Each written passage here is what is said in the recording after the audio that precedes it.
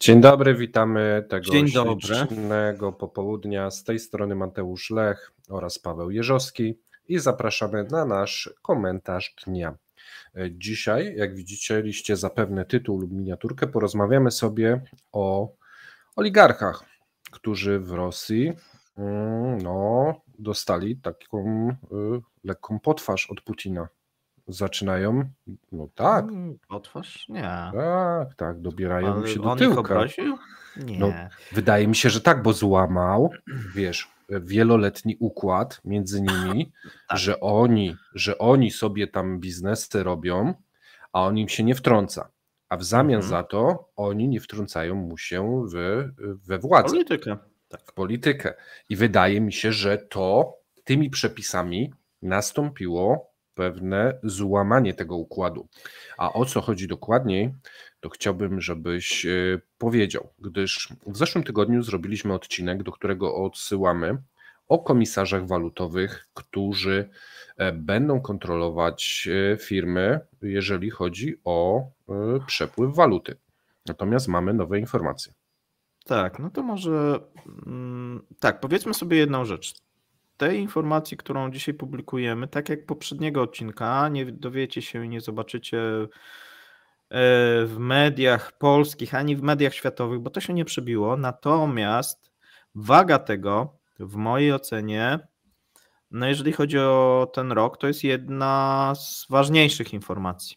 Jedna z ważniejszych informacji, jej skutki również będą bardzo istotne.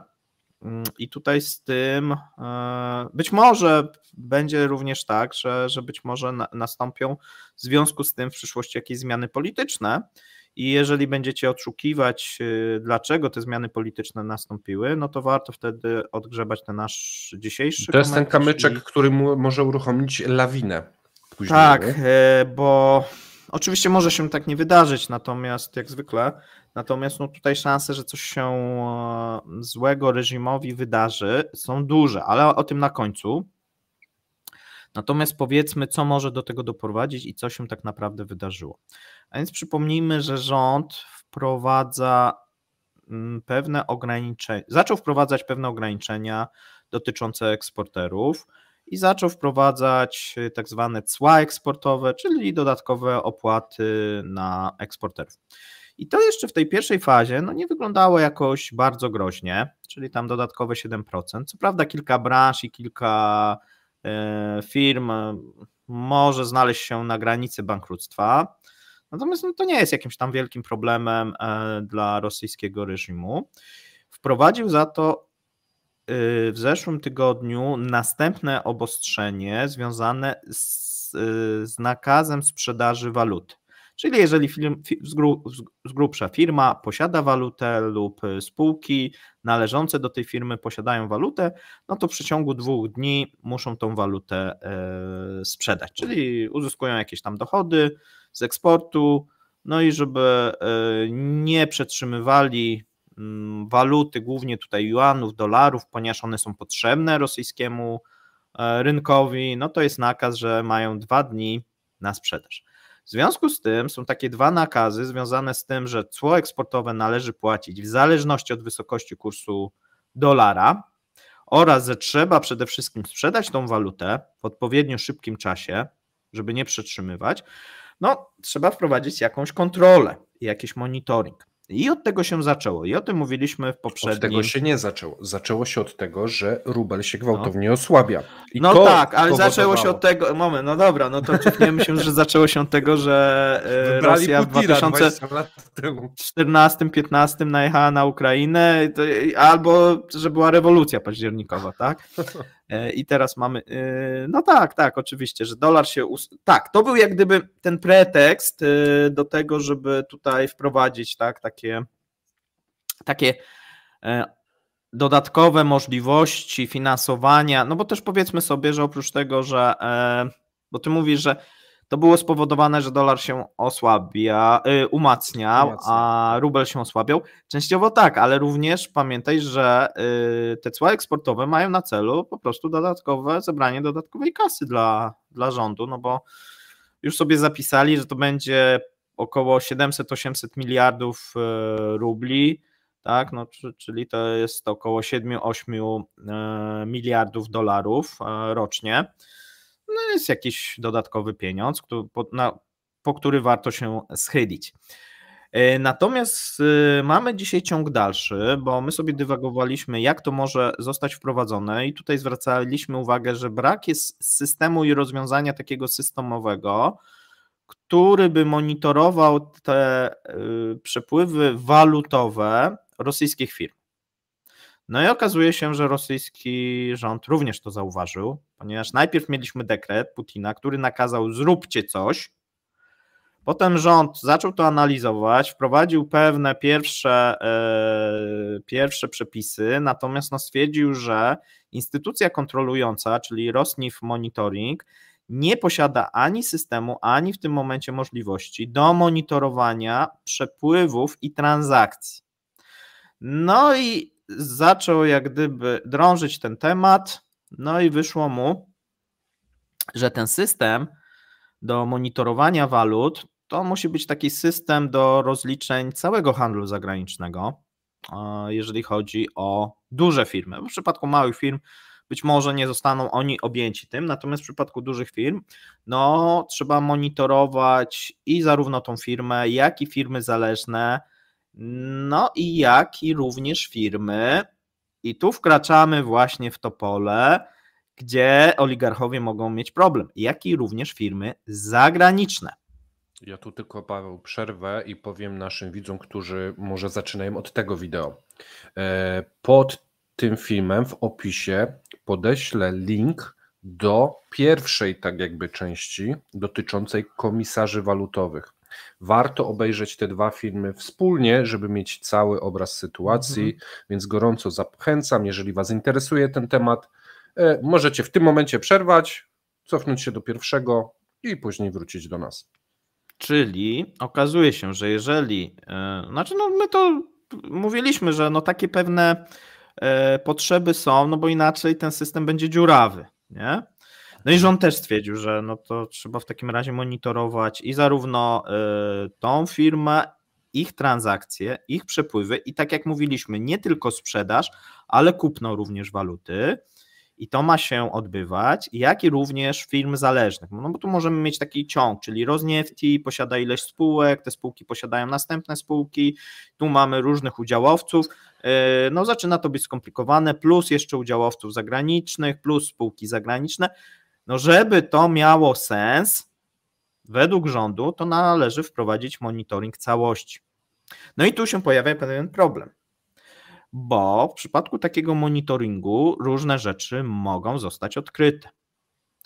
Czyli jeżeli ktoś jest rosyjskim oligarchą, posiada duże przedsiębiorstwo w Rosji, a nawet kilka tych przedsiębiorstw, to po pierwsze zacznie być widoczne dla rządu, a do tej pory nie było widoczne, różnego rodzaju przepływy pomiędzy tymi spółkami, pomiędzy tymi firmami. Zaczną być widoczne przepływy pomiędzy podmiotami zagranicznymi a tymi spółkami. Zaczną być widoczne transakcje wypływające z Rosji, czyli nagle będziemy widzieć, że do jakiejś spółki cypryjskiej trafia dosyć duża ilość waluty. No ogólnie, bo i teraz tak, to nie będzie tylko waluta, będą też ruble, bo przecież nie ma sensu tutaj tylko powiedzmy, że jak ruble, to wtedy nie sprawdzamy, nie? No to już musimy sprawdzać wszystko, więc musimy, bo żeby zobaczyć pełny monitoring, tak, żeby to prześledzić i żeby zobaczyć, czy ktoś przypadkiem nie oszukuje i na przykład nie wyprowadza do jakiejś swojej firmy córki zarejestrowanej za granicą waluty, która powinna być wymieniona i która jest potrzebna rosyjskiemu rządowi, no to należy to o tym wiedzieć. Czyli za moment jeszcze jedną rzecz. Taki oligarcha, on zawsze się może obawiać, że Putin go odetnie od kasy, więc ten przepływ może być na firmę, córki, syna, wujka, wiesz, i to też wyjdzie, kto tam tą kasę później przejmuje. Tak, na jakieś inne spółki, te spółki mają już innych właścicieli i nagle te pieniądze gdzieś już nie są rosyjskie, tylko już są wyprane i są powiedzmy, nie wiem, cypryjskie czy jakieś inne. To możecie sobie inne kierunki wpisać, to jest jak gdyby tylko przykład Ja nie mówię, że Cypryjczycy teraz, broń Boże, piorą pieniądze, bo wiadomo, że nie piorą, tak samo jak i inne firmy w tym nie uczestniczą, ale jakoś te pieniądze wypływają, bo tutaj mamy jeszcze jedną informację, o tym rząd mówił, że patrząc na bilans, im się nie zgadza bilans handlowy z bilansem płatniczym. O co chodzi? Chodzi o to, że według tego różnicy eksport-import, to w kraju powinno być więcej waluty, a jeżeli popatrzą na bilans płatniczy, czyli gdzieś popatrzą, ile faktycznie waluty zostaje w kraju, tak, czyli tych dolarów, juanów, to nagle okazuje się, że tej waluty jest mniej, niż by wynikało z transakcji handlowych. Excel im się nie zgadzają dwa po prostu. Tak, czyli to oznacza, że ktoś tą walutę do innych podmiotów zagranicznych lub osób fizycznych wysyła. Z grubsza tak jakbyście wysyłali swojej rodzinie z Polski, tak, tą walutę z Rosji, i ciągle gdzieś Rosjanom wypływa ta waluta. I tu by chcieli sprawdzić, kto wysyła, gdzie wypływa, i żeby nie wypływało. I to jest taka następna kontrola. Już mieliśmy też pierwsze jakieś tam oznaki, że rynek się tym mocno zainteresował, bo w piątek ten rubel się umocnił. I też mieliśmy nagle eksporterów, którzy obudzili się, że trzeba coś sprzedać, tą walutę, więc być może częściowo ten system zaczyna nawet działać, pomimo że jeszcze nie jest do końca wprowadzony i zaimplementowany.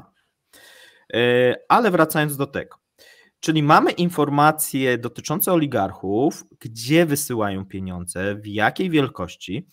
I teraz słuchajcie, w przyszłym roku są wybory.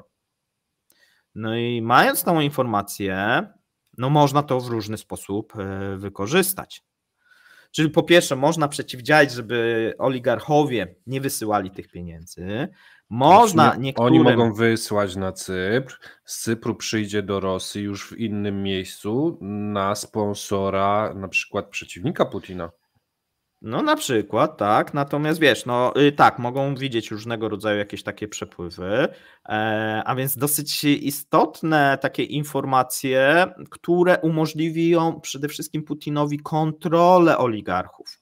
Bo kontrolując ich kasę, ich przepływy, a oligarchowie mają firmy w Rosji, a nie nie żyją z tego, że mają firmy na Cyprze, na Malcie, tak, i w jakichś rajach podatkowych, tylko żyją z tego, że mają jakieś na przykład firmy, które wydobywają, nie wiem, ropę naftową, złoto, gaz, nie wiem, nikiel i tak dalej, z tego żyją. A więc tutaj badając przepływy tej firmy z innymi firmami, mamy kontrolę majątku i przepływu pieniędzy takiego oligarchy i tak naprawdę wszystkich oligarchów, bo to dotyczyć będzie wszystkich dużych firm, a mając kontrolę ich majątku, mamy kontrolę takiego oligarchy. Bo teraz możesz, wiesz... Czy nie potwarz? Nie potwarz? Ja wiem, że ty tam te pieniądze, bo mi tutaj ja mam tu taki raport na ciebie, teczkę, że ty, bo to można, wiesz, mówimy o tym, że to będzie kontrolowane, ale co stoi na przeszkodzie, żeby zacząć też kontrolować do tyłu trochę. A więc będziesz miał też częściowo pewnie informacje, co już się odbywało. Bo jeżeli ile wypłynęło pieniędzy z Rosji w historii. Tak, wiesz, częściowo być może ten komisarz walutowy, my ich tak nazwaliśmy roboczo, ale chyba dosyć trafna nazwa, być może on nie dojdzie zawsze, bo być może zostanie na przykład skorumpowany, bo tam wiesz, to nie będzie też taka prosta rozgrywka, tak? Oligarchowie też nie położą się i powiedzą, dobra, to teraz... Tu jest moja szafa. Tak jak wiesz, jak pies, tak, nogi do góry, tak, i teraz Putin możesz robić ze mną co chcesz. A więc pewnie będą różnego rodzaju próby przekupstwa tego systemu i jakieś tam w jakiś sposób przeciwdziałania. Ale tutaj w mojej ocenie oligarchowie są na straconej pozycji. Dlaczego? Dlatego, że mieszkają w Rosji, posiadają firmy w Rosji i pomimo tego, że jest wysoka korupcja, to rząd będzie widział coraz więcej zalet tego rozwiązania. Ono wyszło trochę tak przypadkiem, ale mając możliwość kontroli oligarchów, to politycznie no to jest doskonałe narzędzie ich majątków dla służb, no i dla reżimu. Reżim tego nie odpuści w mojej opinii, bo może to wykorzystać, bo zobacz, może wykorzystać, powiedzieć tak, ja cię lubię, Sasza, to ty tam sobie dalej wysyłaj. Nie? A tutaj Wania, ja ciebie nie lubię, bo ty mi ostatnio z czymś podpadłeś. To z ciebie zrobimy kozła ofiarnego, tam w lutym ogłosimy, ile pieniędzy ukradłeś i wywiozłeś za granicę, jakie spółki posiadasz, ile majątku posiadasz w takim kraju. Rozumiesz, tak to medialnie, no zobacz, przecież to jest doskonałe. To, tak jak u nas. Ja mam dla ciebie kontrpropozycję. No. Ja jestem ten Wania, którego mnie nie lubi Putin. Ja mówię, panie Patruszew, ja bym pana obsypał złotem. No ale widzi pan, no pan Putin mnie nie lubi, no i on mi się chce dobrać do 4 liter. No. Może zrobimy tak, że pan będzie tym carem. Wiesz, to może działać w obie strony. No właśnie dlatego powiedziałem, że może to być ten kamyczek, którym uruchomi lawinę, no bo część tych oligarchów no będzie żyła dobrze z Putinem. No i oni pewnie mogą się czuć bezpiecznie, chociaż też wiesz, no nie wiadomo kiedy Nigdy nie możesz się czuć bezpiecznie przy w Rosji, tak. I byciem oligarchą w Rosji jeszcze przy Putinie. I nie wiadomo, co się zmieni. Do tej pory był taki, wiesz, bezpieczny układ, nie? Czyli on się nie wtrącał, a teraz nagle tak wchodzi ni stąd, ni zowąd no.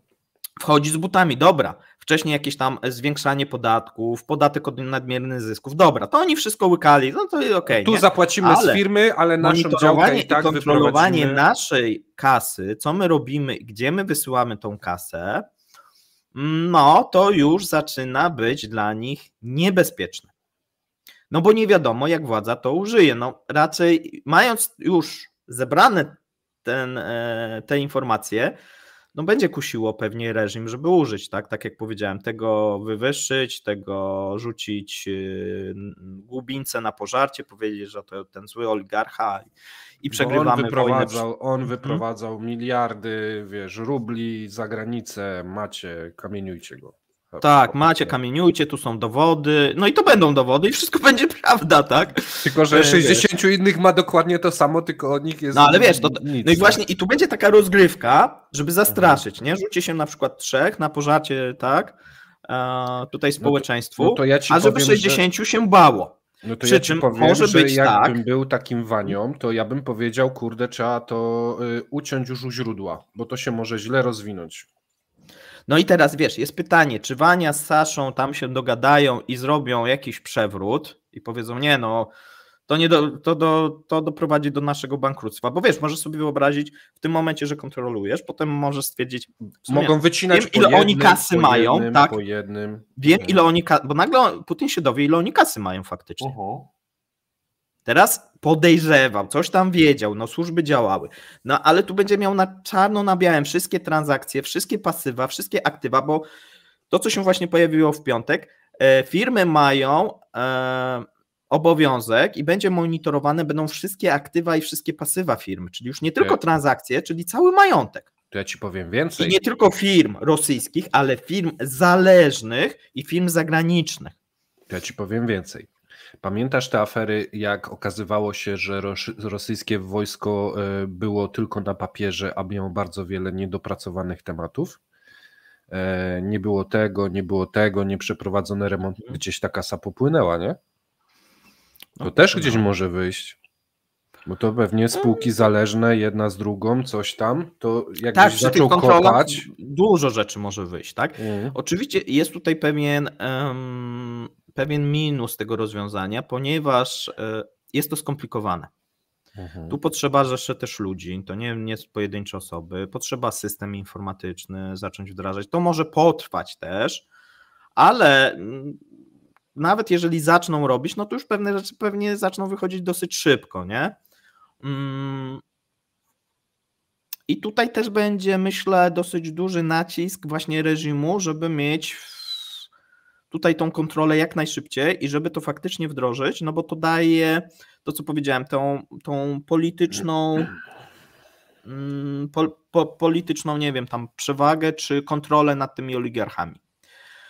No i zmusi Oczywiście ich. i myślę, że nie ma też takiego myślenia, które teraz ty zaprezentowałeś, że Putin będzie się bał tych oligarchów i powie, nie, no nie będę teraz, bo jeszcze oni się zgadają za moimi plecami i mnie, nie? On No cały właśnie, czas to jest żyje ciekawe. To jest Nie, bo ciekawe, on że. cały czas żyje w tej obsesji.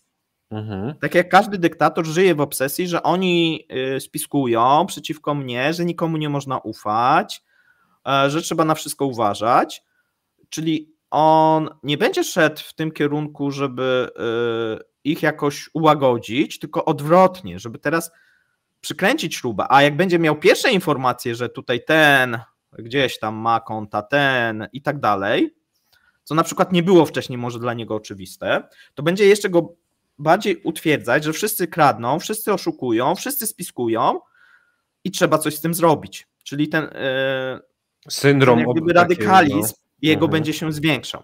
Tak? No okej, no ale zobacz. On jest głową, natomiast tymi rękami, które wykonają ewentualne jakieś ruchy, są urzędnicy i wojskowi, którzy często się z tymi oligarchami znają. I to są często przyjaciele, często mają od nich jakieś prezenty, no bo oczywiście im jesteś wyżej, to nie tylko idzie działka dla Putina, tylko wiesz, jak jesteś gdzieś tam generałem czy coś, to też masz jakieś koneksje. Tak, dlatego to może być, wiesz, taki system też wypadkowy, że tylko widzisz, tu mając rozwiązanie systemowe, mając monitoring, to tutaj jest trochę trudniej pewne rzeczy ukrywać jednak, co nie znaczy, że się ja nie mam da. do ciebie pytanie. Czy można znaleźć spółkę, na przykład syna Szojgu na Cyprze, że z Gazpromu ktoś słał tam pieniążki? Można. To też jest, wiesz, no można, nie tylko wiesz, oligarchowie. Takie różne ciekawe, no bo to firmy będą, wiesz, nie? A więc różne takie ciekawostki, które być może, to co powiedziałem, dla Putina mogą być nawet nieoczywiste, będą z tego wychodzić. I ci komisarze walutowi no, będą posiadali olbrzymią władzę, no bo ktoś to, tak jak powiedziałem, będzie musiał zarządzać, monitorować i taki do tej pory Rosnif Monitoring, który tam się zajmował jakimiś pierdołami, pranie pieniędzy, tak, wiadomo, że w Rosji nie ma żadnych prania pieniędzy. No, wszystkie są czyste. Czy wszystkie są czyste? No to teraz dostaje olbrzymią władzę, olbrzymie też niebezpieczeństwo. No właśnie chciałem powiedzieć, że w poprzednim odcinku powiedziałem, że chętnie bym się zatrudnił, a teraz się wycofuję stanowczo z tych słów. Bo wiesz, bo to różnie, w zależności co wykryjesz. Dla jednych ten raport może oznaczać nawet wyrok śmierci lub utratę majątku. No różne rzeczy tutaj mogą wychodzić. Oczywiście ktoś może powiedzieć, no tam przesadzamy. No słuchajcie, no nie przesadzamy, no jeżeli będą monitorowane aktywa i pasywa zagranicznych podmiotów w ciągu transakcyjnym, nawet to nie chodzi o to, że ta firma posiada jakieś zagraniczne, tylko w ciągu transakcyjnym transakcji walutowo, no z wszystkich transakcji, tak, no bo już tam z tymi rublami dajmy spokój, bo też będą.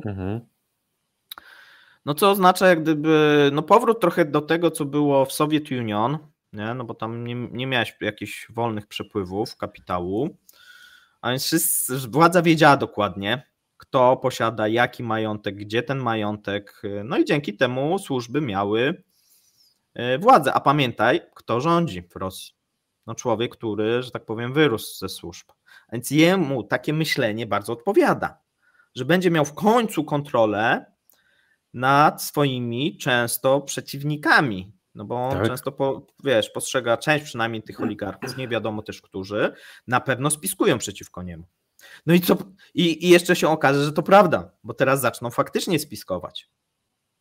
No właściwie może być tak, że ci, co nie spiskowali, to teraz zaczną spiskować. No na przykład. Nawet ludzie z jego najbliższego otoczenia, którzy wcześniej układali się z oligarchami, mogą zacząć spiskować, żeby nie wyszły te układy, bo teraz będzie można. Bo to różne rzeczy mogą wyjść, wiesz, my nie wiemy, tak? To może być jakaś dziwna układanka, osoby najbardziej zaufane mogą być w różne rzeczy umoczone, to może wyjść podczas różnego rodzaju sprawdzania tych firm, więc robi się bardzo ciekawie. U nas, tak jak mówię, ten temat w ogóle jest przemilczany. bo nie ma tego efektu, tak? No on przyjdzie dopiero z okna, za kilka miesięcy. Nie? Nikt nie wypadł jeszcze z okna w związku z tym, tak? Putin się nie przewrócił na mydle, a więc wiesz, no tutaj jeszcze nie było takich spektakularnych efektów, ale one pewnie się pojawią, no bo tutaj oligarchów, którzy na przykład wiesz co, może być, że pojawią się jakieś tajemnicze zniknięcia, tajemnicze upadki i nawet wtedy nie będą zachodnie media w stanie powiązać, dlaczego tak się dzieje. Jakaś depresja tak wypadł tam, nie? Albo spalił papierosa w łóżku tam, wiesz, nie? No tak, ale to może być ten kamyczek, bo to jest mechanizm, który może spowodować dużo chaosu w tym takim zabetonowanym świecie władzy. Wiesz, tam jest, nie ma za dużo przetasowań od lat, nie? To jest gdzieś taki monolit, ta grupa oligarchów jest stała, ludzie u władzy mniej więcej też się za bardzo nie zmieniają. No i teraz słuchaj, i teraz będzie taka rozgrywka, tak? Rozgrywka będzie chyba decydująca, kto w Rosji faktycznie będzie sprawował władzę. Czy oligarchowie i będzie system oligarchiczny, czy będziemy mieli jednak jedną władzę i Putina, no bo tutaj no nie można, znaczy inaczej, no można sobie wyobrazić, że będzie Putin plus taki bardzo ścisły, wiesz, że tylko ci wybrani, którzy są według Putina czyści i którzy są zupełnie oddani, no bo pewnie takich będzie potrzebował. Konsolidacja. Ale to jest taka, wiesz, no jednak to jest jednowładza, to już nie jest ten system oligarchiczny, z którym mieliśmy do czynienia za Jelcyna, no i potem za Putina, no tego wcześniejszego i tego średniego. Dlaczego będzie taka rozgrywka? No bo tego się nie da pogodzić. To wynika też z tego, że w którymś momencie ci oligarchowie zaczną myśleć tak, no kurczę, dzieje się to w złym kierunku. Jaki jest powód? No powód jest, że prowadzimy wojnę, trzeba tą wojnę zakończyć. No i trzeba Putina odsunąć od władzy, tak? To jest dla nich jak gdyby alternatywa, bo jeżeli tego nie zrobią, no to w wielu wypadkach grozi im wypadnięcie z okna, strata majątku, no różne niefajne rzeczy, no bo wiesz, ten majątek też państwo może na przykład przejąć, takich spółek, tego oligarchy, nie? I tam różne rzeczy, a widzimy, że władza potrzebuje panicznie pieniędzy, tak, na prowadzenie wojny. Ta wojna pochłania coraz nowe ofiary i być może ofiarami tej wojny będą rosyjscy oligarchowie, jeżeli nic nie zrobią. To ja może z drugiej perspektywy podam, bo pokazujemy informację, że może to zaszkodzić, ale może to też Putinowi, jeżeli się to uda, pomóc. No bo to się musi udać, tak. Tak, bo może skonsolidować, tak jak mówisz, tą najbliższą grupę współpracowników, odciąć wszystkie zgnite jabłka, które gdzieś tam, wiesz, są umoczone, no i wtedy jest nie do ruszenia. Ci, co zostaną, to będą jeszcze bogatsi, bo przejmą majątki tych, którzy odpadną, więc też na pewno jest jakaś wąska grupa, która na to liczy. Tak. Bo będzie to, wiesz, jeszcze dla nich korzystniejsze. No a Putin może doszedł do wniosku, że jeżeli jest tak dużo oligarchów, no to oni po prostu drenują kraj tak mocno, że on nie jest w stanie prowadzić nawet głupiej wojny z Ukrainą. Tak, że może trzeba to oczyścić, tak jak mówisz, że może trzeba to oczyścić, że niech sobie będzie jakaś grupa, ale niech ona będzie pod kontrolą, niech to będzie mniejsza grupa, a cała reszta albo ucieknie i zostanie z tymi majątkami, które gdzieś tam wyprowadzili, albo ich po prostu odciąć, zamknąć, zlikwidować. Więc a pamiętajmy jeszcze, że jeżeli Putin zacząłby walczyć z tym, bo według społeczeństwa, szczególnie tych najbiedniejszych, największym rakiem, który toczy Rosję, to są oligarchowie. Oligarchowie nie są lubiani w Rosji, tam mało spotkasz kogoś, kto by dobrze się o nich wypowiadał. Nie mówią właśnie, że to są biznesmeni. To wiesz, jeżeli Putin by wyciął połowę, jaki to by był ale jakby rozpoczął walkę, no to medialnie on by dosyć silne też poparcie społeczeństwa miał. Nie? Poza tym można to ma pewne plusy. Popatrz, poza tym można zrobić kozłów ofiarnych. No, przegraliśmy wojnę, bo Spójrzcie, jak okradali, jak wypływało. Tak, no bo teraz będą mieli, wiesz, takie dowody, nie, że tutaj ta spółka tyle, tutaj takie przepływy, no i ludzi to będzie szokować, będą się tym emocjonować, będą takie igrzyska, a w marcu są wybory, a więc lepiej jest wygrywać te wybory faktycznie mając poparcie społeczne, niż fałszując wybory. Znaczy tam nie trzeba fałszować, no bo i tak nie ma innego kandydata, no ale wiesz, no lepiej z takim poczuciem, że tutaj mnie naród popiera i to społeczeństwo zmanipulować i jeszcze pozbyć się części przeciwników. No. Nie, jest ale to, kto wygra, tego nie wiem, no bo wiesz, my nie jest wiemy. To znowu tak. Licytacja wysoko, ale jak się uda, to się uda, nie? To tak a jak się nie uda, no to już nieistotne, bo już nic nie będzie potrzebne wtedy. No tak. Myślę, że temat wyczerpaliśmy. Dziękujemy. Pół godzinki, myślę, że zwięźle. Zapraszamy do lajkowania, komentowania i subskrypcji, jeżeli tego jeszcze nie robicie. Oraz oczywiście udostępniania naszych filmów na innych social mediach, żeby kilka losowych osób mogło się dowiedzieć o nas. Tak, wspierajcie też nasz kanał, bo to jest jak gdyby jedna z głównych części, z czego my możemy nagrywać te programy. Dzięki Trzymajcie serdeczne. Się. Cześć. Cześć.